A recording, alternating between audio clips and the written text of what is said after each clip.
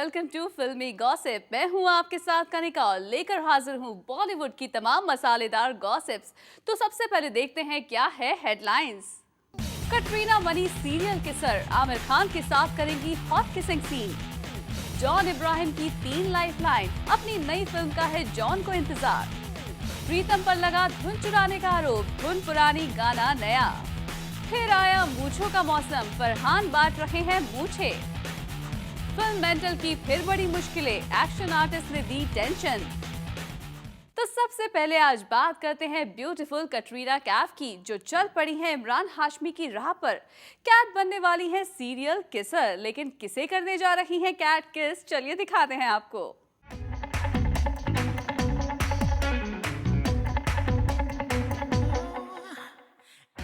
Cat ने चली है नई चाल, लेना चाहती है इमरान हाशमी को मार,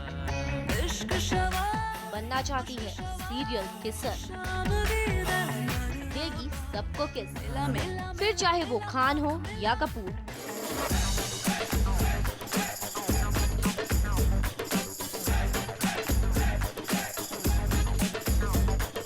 जी हाँ, सलमान की स्पेशल फ्रेंड इन दिनों कुछ बदली नजर आ रही है। कर रही है कैट कुछ अजब गजब हरकतें।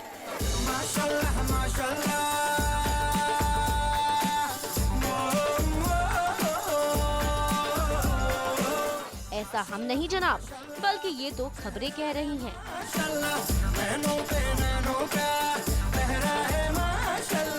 जी हाँ, जो कैट पहले कभी भी कोई इंटीमेट सीन नहीं देती थी, अब वो खुलेआम दे रही है किस सीन, वो भी बिना डरे।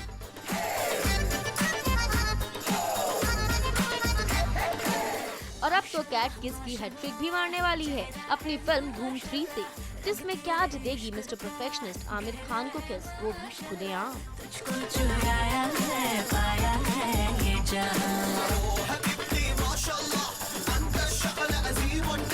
I would love to romance with Katrina on the screen. I would love to romance with Katrina on the screen.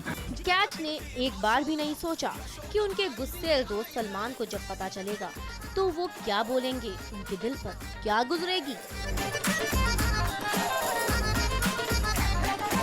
जो सलमान हमेशा से पर्दे पर किसिंग सीन देने से परहेज करते हैं, उनकी सो कॉल्ड गर्लफ्रेंड दे रही है अपने को स्टार्स को किस पे किस।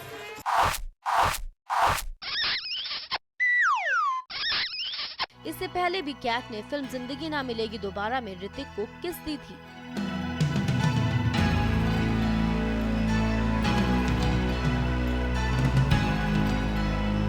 और उसके बाद तो कैट ने हद पार कर दी थी जब उन्होंने सलमान के जानी दुश्मन शाहरुख को 1 नहीं 2 नहीं बल्कि फिल्म जब तक है जान में 3 बार किस किया था। सांस में तेरी सांस मिली तो मुझे सांस आई, मुझे सांस आई, मुझे सांस आई।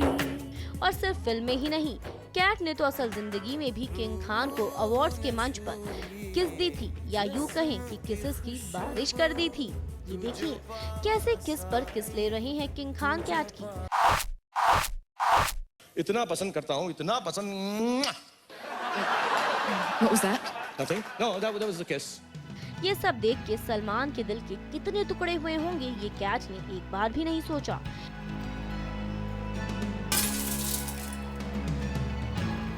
कभी ऋतिक तो कभी शाहरुख और अब आमिर। लगता है कैट बोल्ड पर बोल्ड होती जा रही हैं।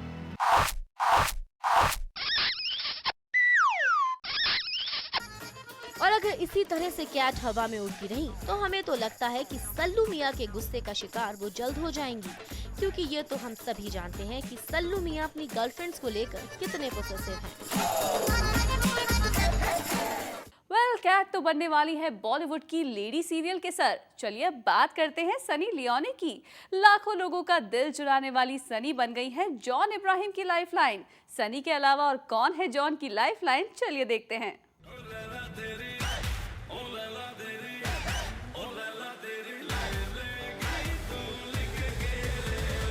सनी लियोनी, प्रियंका चोपड़ा,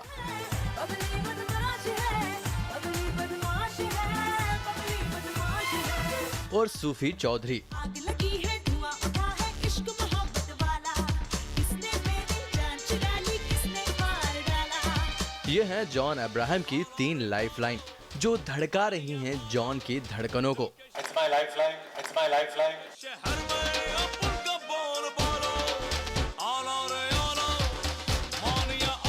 जी हाँ, film shoot out at Wadala में मान्या सुरवे बने जॉन अब्राहम की ये 3 लाइफलाइन कही जा रही हैं और इन्हीं के दम पर धमाका मचाना चाहते हैं जॉन अब्राहम। तभी तो प्रमोशन में कोई भी कमी नहीं छोड़ रहे हैं जॉन, फिर चाहे इन्हें नाचना और गाना ही क्यों ना पड़े। आला रे आला, माने आला, सबसे अलग है, सबसे निराला।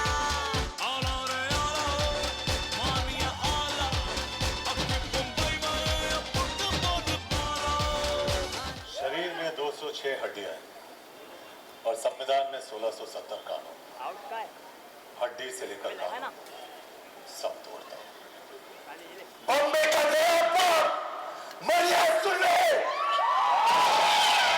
भाई film shoot out at Wadala के प्रमोशन की खातिर जॉन का यह नया रूप देखने को मिला, लेकिन इस मौके पर जॉन ने फिल्म में अपने गानों को अपनी लाइफलाइन बताया। फिर चाहे वो उनका गाना हो या फिर प्रियंका, सनी और सोफी का, हर किसी की जमकर तारीफ की जॉन ने। आई थिंक आइटम सॉन्ग तो एक ही है, इनको क्रेडिट देना चाहता हूँ, बबली बदमाश, and I think it's a super hit song और Priyanka's done a fantabulous job. दूसरा जो गाना है वो मने आला रे आला है। I think that's the anthem of the film. Sunny Leone का इस फिल्म में एक बहुत ही इम्पोर्टेंट रोल है। तुषार और मैं कहीं पे जाते हैं जहाँ पे हम सनी लियोन से मिलते हैं, तो शायद मैं कहना चाहता हूँ कि वो फिल्म का बहुत इम्पोर्टेंट एक हिस्सा है। I think this is my life's number. लेकिन इन सब में शायद सबसे खास लाइफलाइन है सनी लियोनी। तभी तो जैसे ही जॉन ने सनी का नाम लिया तो वहाँ सनी का इफेक्ट दिखना शुरू हो गया। तुषार और मैं कहीं पे जाते हैं जहाँ पे हम सनी लियोन से मिलते हैं, तो शायद मैं कहना चाहता हूँ कि वो फिल्म का बहुत इम्पोर्टेंट एक हिस्सा है। कोई गिर गया यहाँ पे सनी लियोन का नाम सुन के, कोई गिर गया यहाँ पे सनी लियोन का नाम सुन के। Are you okay, sir? Are you okay, sir? यानी फिल्म के प्रमोशन में ही मान्या सुरवे की लैला का इफेक्ट दिखना शुरू हो गया है। तो ऐसे में देखना होगा कि जॉन के 3 लाइफलाइन यानी कि बबली की बदमाशी, लैला की लुटेरी अदा और सूफी का कातिलाना अंदाज फिल्म की लाइफलाइन बन पाती है या नहीं। आला रे आला, माने आला, सबसे अलग है, सबसे निराला। वेल, फिल्मी गॉसिप में फिलहाल वक्त हो चला है एक बेहद छोटे से ब्रेक का, लेकिन ब्रेक के बाद गॉसिप्स और भी हैं, तो आप कहीं मत जाइए, देखते रहिए पल्स एनसीआर।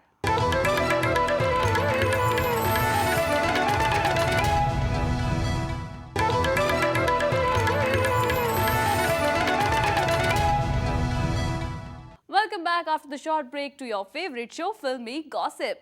वेल, हमारा बॉलीवुड मशहूर है गाने और उनकी धुनें चुराने के लिए, और इस बार आरोप लगा है प्रीतम दा पर। कौन सा है वो गाना जिसकी धुन पर लगा है चोरी का आरोप? देखिए इनसाइड स्टोरी हमारी इस रिपोर्ट में। पकड़ी गई बॉलीवुड की एक और चोरी।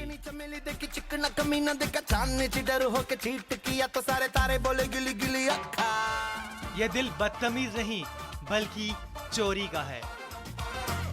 तेरी बात ज्यादा बातें बुरी बात, थाली में कटोरा लेकर आलू भात मूड़ी भात, मेरे भी जो किसी ने रिपीट किया तो साला मैंने तेरे मुंह पे मारा मुक्का। नहीं रही बॉलीवुड में ओरिजिनल धुन। भूत कोई चढ़ा है, ठहर ना जाने ना। सालों पुरानी धुनें चुराकर बनाए जा रहे हैं नए गाने। जिद पकड़ के खड़ा है कम वक्त, छोड़ ना जाने ना।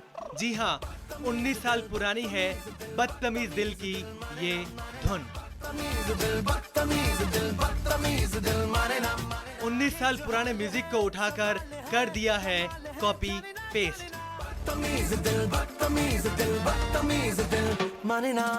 और इसका क्रेडिट किसी और को नहीं, प्रीतम को जाता है।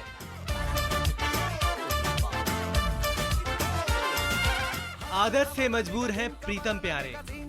जब तक कोई धुन या गाना चोरी नहीं करते तब तक इनका दिन नहीं गुजरता और रात कटती नहीं।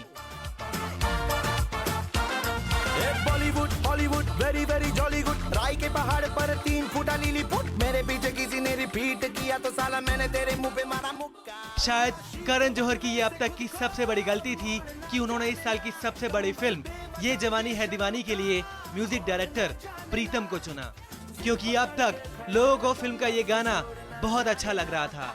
बदतमीज दिल बदतमीज दिल बदतमीज दिल माने ना माने ना, बदतमीज दिल बदतमीज दिल बदतमीज दिल माने ना।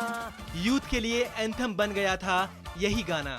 बदतमीज दिल बदतमीज दिल बदतमीज दिल माने ना माने ना। लेकिन शायद अब ऐसा नहीं होगा जब उन्हें पता चलेगा कि प्रीतम के बाकी गानों की तरह ये गाना भी चोरी का है, और वो भी बंगाली फिल्म रंजना आमी यार अशोभना से।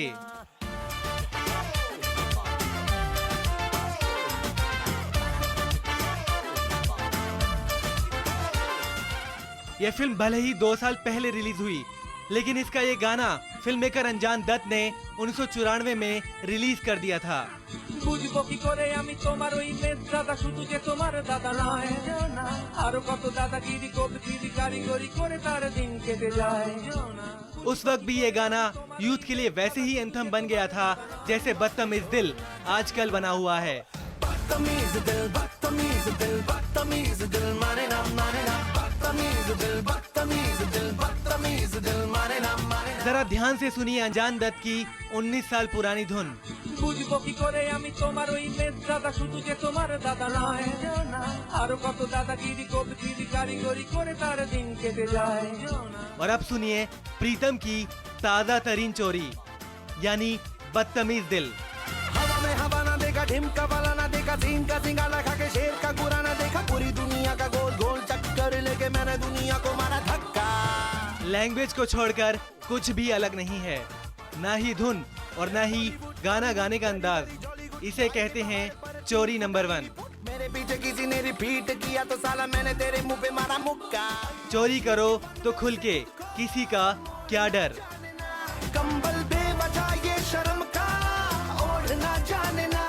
अरे प्रीतम बाबू, ये पब्लिक है जो सब जानती है। कभी खुद भी तो मेहनत करके गानों की धुन बना लिया करो। कहीं ऐसा न हो जब भी आपका कोई नया गाना आए तो लोग यही सोचने पर मजबूर हो जाएं कि इस बार प्रीतम बाबू ने कहां से चोरी की है।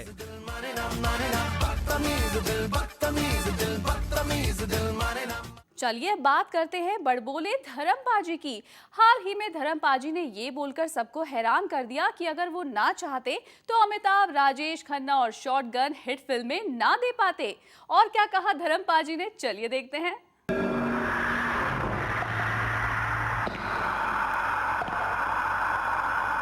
रिश्ते में तो हम तुम्हारे बाप होते हैं, नाम है शहंशाह। अमिताभ बच्चन कभी शहंशाह नहीं बन पाते। बाबू मोशाय, आज तक किसी ने अपनी मौत नहीं देखी, लेकिन मैं वो अभागा हूं जो हर रोज, हर पल, हर लम्हा अपनी मौत देख रहा है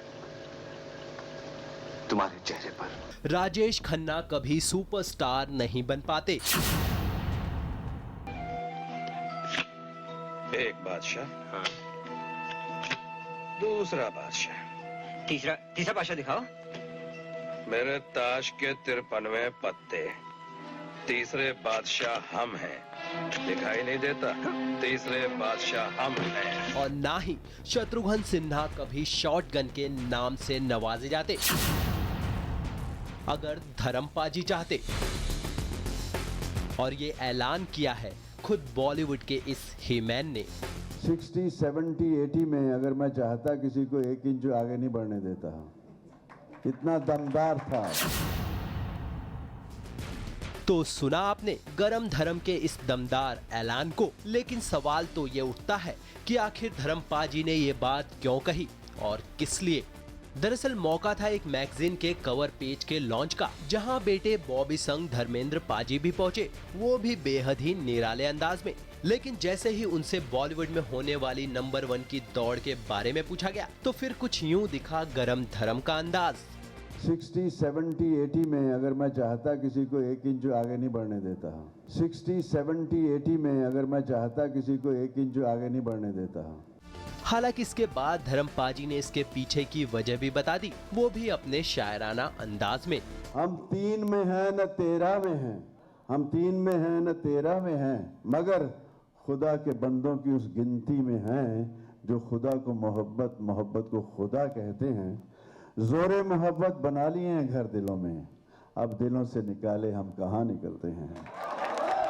लेकिन सवाल तो ये है कि धर्मपाजी का असली निशाना कौन था, जो कंपैरिजन के सवाल पर यूं बिंदास होकर बोल पड़े। वो अगर उस दौर पर नजर डाले तो 70 और 80 के दशक में सचमुच कोई सुपरस्टार बनकर दुनिया के सामने आया तो वो थे महानायक अमिताभ बच्चन।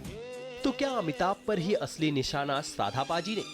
क्योंकि बाकी दूसरे सितारों के मुकाबले में इस वीरू की तुलना उतनी नहीं हुई जितनी उनके यार जय के साथ हुई। यानी दोनों की यारी जितनी मशहूर हुई उतना ही इनके बीच कंपैरिजन भी हुआ। और ये बात शायद खुद धर्मपाजी भी मानते हैं। तभी तो जैसे ही बिग बी ने यमला पगला दीवाना 2 की ट्विटर पर तारीफ की तो धर्मपाजी ने उन्हें फोन करके शुक्रिया अदा किया, न कि ट्विटर पर आकर। क्योंकि ट्विटर पर आने का मतलब है कंपैरिजन की शुरुआत। अमित ने किया ट्वीट में, और सलमान ने किया, प्रीति ने किया, बहुत लोगों ने किया। मुझे पता चला तो मैंने फौरन फ़ोन किया जैसे इसने ट्वीट किया। मैंने अमित भोपाल में शूटिंग कर रहा था तो मैंने कहा अमित यार सो स्वीट, तो आपने ट्वीट किया। जमला कहता पाजी देख के बहुत मज़ा आया पाजी। मैं एक्चुअली मुझे ये ट्विटर से कोई सीखना नहीं आया, मैं उस मामले में बिल्कुल अभी भी जाट हूँ। Really I don't know how to do it, otherwise मैं भी शुरू हो जाता, मगर फिर लगा रहता यार मेरे कहीं चाहने वालों की तादाद ज़्यादा हो गई, उसकी ज़्यादा, फिर मैं उसमें पड़ा नहीं। और धर्मपाजी की ये बात साफ कर देती है कि उनके और महानायक के बीच तुलना होती रही है। तभी तो जैसे ही धर्मेंद्र से नंबर 1 की बात पूछी गई तो उन्होंने न केवल अपनी बात को बेबाकी से रखा बल्कि उसके पीछे की असल वजह भी बताई। यानी ही मैन चाहता तो कोई भी इसके आगे पीछे नहीं फटक पाता, लेकिन गरम धर्म का दिल बेहद ही नरम है और इसीलिए वो किसी के दिमाग में नहीं बल्कि दिल में रहते हैं। फिलहाल वक्त है एक और छोटे से ब्रेक का, लेकिन ब्रेक के बाद भी और बहुत कुछ है खास, तो कहीं मजा आइए देखते रहिए फिल्मी गॉसिप।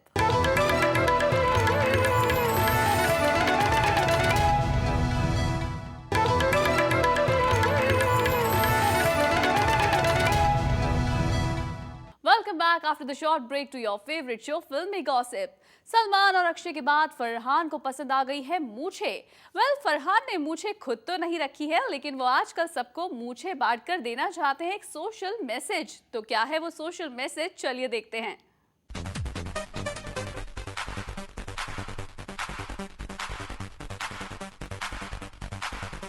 एक बार फिर आ गया है मौसम मूछों का। एक बार फिर दी जा रही है मूछों पर ताव, क्योंकि मूछे ही तो है मर्दों की निशानी। तभी तो लोग कहते हैं कि मूछ नहीं तो कुछ नहीं। फिर चाहे आमिर खान हो, सलमान खान या फिर अक्षय कुमार, हर कोई कभी न कभी अपनी फिल्म में मूछ पर ताव देता दिखाई दे चुका है और इसी मूछ को लेकर बॉलीवुड में कई डायलॉग्स भी बन चुके हैं। मूछें हो तो नथुलाल जी जैसी हो वरना ना। लेकिन अब लगता है कि फरहान इस मूछ की पहुंच को और भी ऊपर ले जाना चाहते हैं और इसीलिए उन्होंने अपने साथ साथ किंग खान पर भी लगा दी है मूछ। लेकिन फरहान ये सब कुछ किसी फिल्म के लिए नहीं बल्कि एक सोशल मैसेज के लिए कर रहे हैं।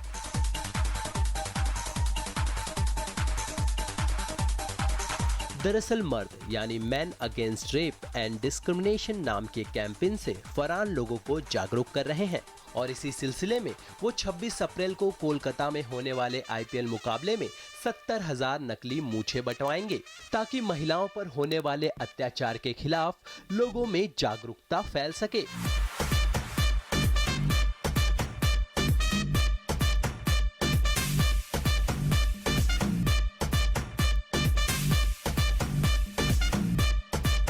यानी 26 अप्रैल को जब कोलकाता नाइट राइडर और किंग्स 11 पंजाब एक दूसरे के आमने सामने होंगे तो वहां पर मौजूद हर शख्स लगभग मूछों के साथ दिखाई देगा, फिर चाहे वो फरहान अख्तर हो या खुद किंग खान।